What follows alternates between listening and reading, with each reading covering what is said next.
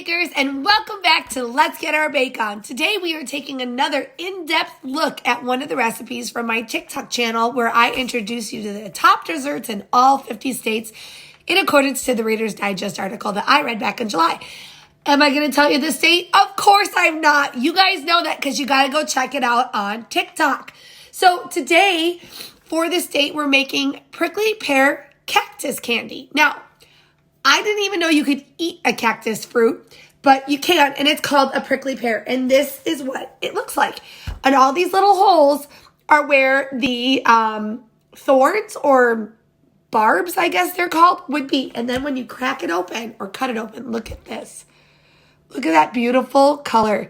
It's a little sticky and gooey, but it smells like a florally cucumber. So it kind of smells like a cucumber, but with a lot of floral notes to it. So what you're going to do is you're going to take these and you're going to peel them. And all you do is take kind of like an avocado. You just take a spoon along the edge. I don't know where my spoon went to. Time to get another one. You're going to take a spoon and along the edge, you're just going to kind of scoop it out of its peel because it has hard seeds in it. And what you're going to do is you're going to stick it in your food processor and blend it down until you get just the pulp and the goop. This good stuff. Look at that gorgeous color. Look at that. Isn't that pretty? It's kind of thick and goopy, kind of like a booger, but a good tasting booger. We'll go with it. All right, so what you need is a half a cup of your cactus puree. All right, so here's what we're going to do to make our cactus candy. You're going to take your cactus fruit puree along with 1.5 cups of no sugar added applesauce and combine them together in a saucepan. Make sure you stir them together really well. You want to get kind of a nice pink rosy color to it. And then what you're going to do is you're going to take 2 teaspoons of pectin. I'm using Sure-Gel. And mix it into 2.5 cups of sugar. And then we're just going to pour it into here and mix well. Then we're going to bring this to a boil and bring it to 225 degrees Fahrenheit with our candy thermometer. Let's go get this thing on the stove. All right, follow me. God, I love my production team. Wait. And by production company, I mean me. You guys just travel along with me. All right, so we're going to turn this on while stirring. And we're going to get our candy thermometer out, or just a thermometer. I'm going to use my digital one. And we have to get it up to 225 degrees. So there are a couple kind of thermometers you can use. This is a candy thermometer, and 225 degrees is a soft ball. Or you can use a digital thermometer. Now, I'm going to do both. One, because I want to make sure my thermometers are calibrated properly. And once the temperature starts going up, it is not a very long process at all.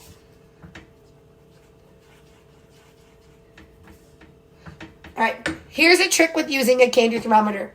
Do not let your judgment on your temperature be based on your thermometer sitting at the bottom of your pan. That radiant heat from the pan is going to affect your temperature. So lift it up a little bit so it's not resting on the bottom of your pan to get an accurate read on your temperature. Now, I have no bubbles going on right now, no boil, so I'm not even going to bother checking my temperature yet. It's going to take about 5 minutes to get there. Hang on, TV 5 minutes.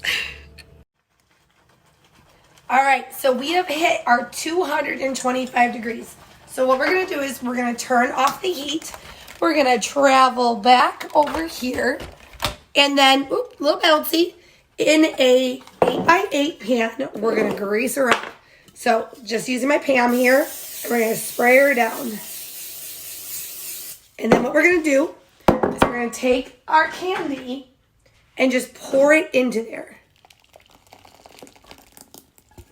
I recommend that you get some cold water into this pot right away so that way it gets all that candy off the edges. Otherwise, you're going to be scrubbing for a little bit. All right. And then we're going to stick this in the refrigerator for an hour. After an hour, we're going to sprinkle the top of it with sugar. And then in about 4 hours, we'll be able to put it on some parchment, cut it up into pieces, and dip each individual piece into sugar. And then we're going to have Cactus candy gumdrops. So I'll see you guys in about 4 or 5 hours. Again, TV magic. So it'll be like... All right, bakers, it's been 4 hours that our Cactus candy has been in the refrigerator setting up. Now, remember, an hour into us putting it in the refrigerator, we sprinkled it with sugar. Now, I've seen it 2 ways. I've seen it sprinkled with powdered sugar and sugar. So I decided, let's do it both.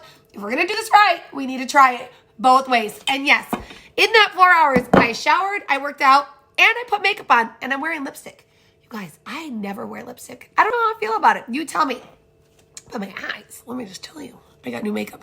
Popping. That's what we're here for. Okay, so what we're going to do is let's turn you, let's drop you. We are going to dump this onto our counter on parchment paper, cut it up, and dip it into sugar and powdered sugar and try it both ways.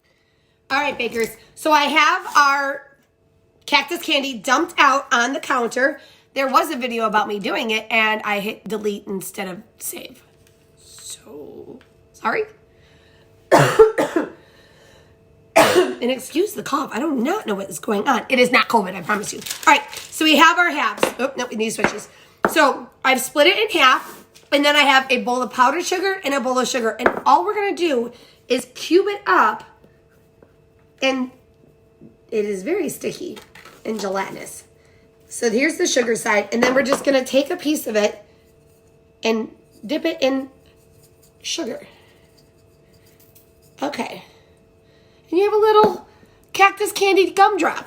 I am very excited to try these. All right, so let's do the powdered sugar. All right, dipping it and swirling it. All right, so here we have our Cactus candy dipped in sugar and powdered sugar. And now we gotta try it. So remember, it is kind of a florally cucumber smell. So I'm very intrigued to see what this tastes like, but it has the apple in it.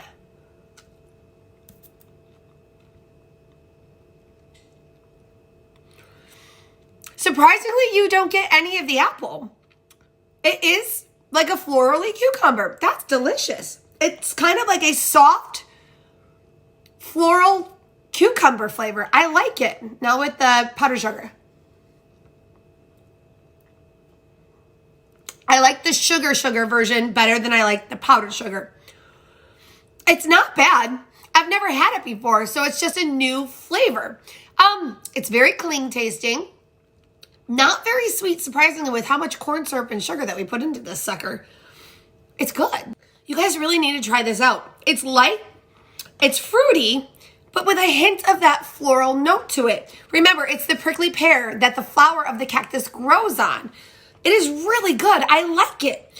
Would I make it again? No, I'd buy it because this was kind of a pain in the butt and it took a long time to make. And I would love to know what real made stuff tastes like.